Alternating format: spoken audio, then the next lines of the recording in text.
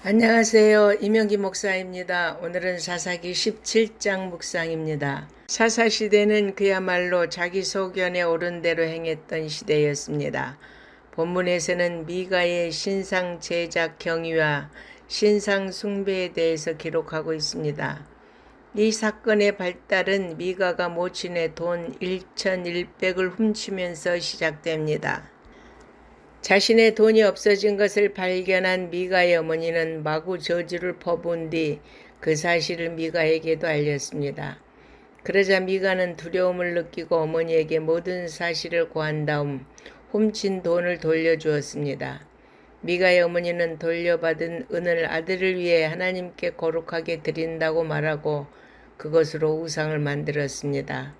새기고 부어 만든 우상은 미가 집의 신당에 놓았습니다. 또한 에봇과 드라빔을 만들고 한 아들을 제사장으로 삼아 본격적으로 이 우상을 섬깁니다. 이는 하나님이 철저하게 금하신 행위이지만 미가와 그의 모친은 오히려 그것을 하나님께 복받는 일인 줄로 여기고 행했던 것입니다. 이는 사사시대의 대부분의 백성들이 하나님의 율법에 무지하여 하나님을 섬긴다 해도 바른 신앙을 가지지 못하였음을 보여줍니다. 본문은 베들레헴에 거주하던 한 레위인이 자기 거할 곳을 찾기 위해 떠돌아다니다가 미가의 집에 이르러 그의 초빙을 받아 그 집 제사장이 된 사실을 볼 수 있습니다. 여기서 한 레위인 소년이 자기가 거하던 성읍인 베들레헴을 떠나 거할 곳을 찾기 위해 떠돌아다닌 이유는 당시 이스라엘 사람들이 하나님의 율법 준수에 소홀해 레위인들의 생활을 돌아보지 않았기 때문입니다.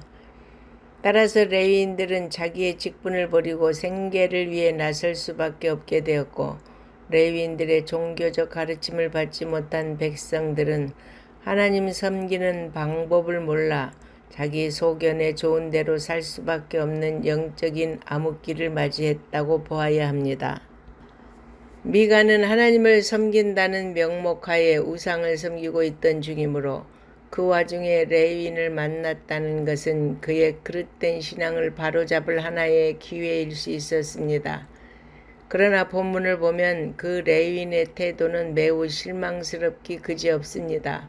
그는 율법을 아는 레위인이었음에도 불구하고 미가의 태도를 꾸짖어 바로잡을 생각은 하지 않고 오히려 그의 우상을 위한 제사장이 되어 그가 주는 녹을 받으며 사는 것을 기쁘게 여긴 것입니다. 그는 하나님의 이름을 빙자하여 자기 배만을 채웠던 거짓 하나님의 종이었던 것입니다. 유다 왕국의 말기에도 당시 거짓 선지자들은 바벨론의 침입을 받아 풍전등화의 위기에 처한 유다 백성들을 향하여 그들의 잘못을 지적하고 회개를 촉구하기는커녕 도리어 위정자들과 백성들을 안심시키는 말만 했습니다. 그러므로 하나님은 그들을 거짓 예언자들이요 백성을 망치는 자들이라고 하셨던 것입니다. 하나님의 종은 어려움을 무릅쓰고라도 하나님의 온전한 뜻을 사람들에게 전할 수 있어야 합니다. 사람들의 귀에 듣기 좋은 말만 전한다면 그는 진정한 하나님의 종일 수가 없는 것입니다. 그러므로 여러분은 그러한 거짓 종들의 속임과 유혹에 넘어가지 않도록 항상 말씀 위에선 바른 영적 안목을 가지시기를 바랍니다. 아멘.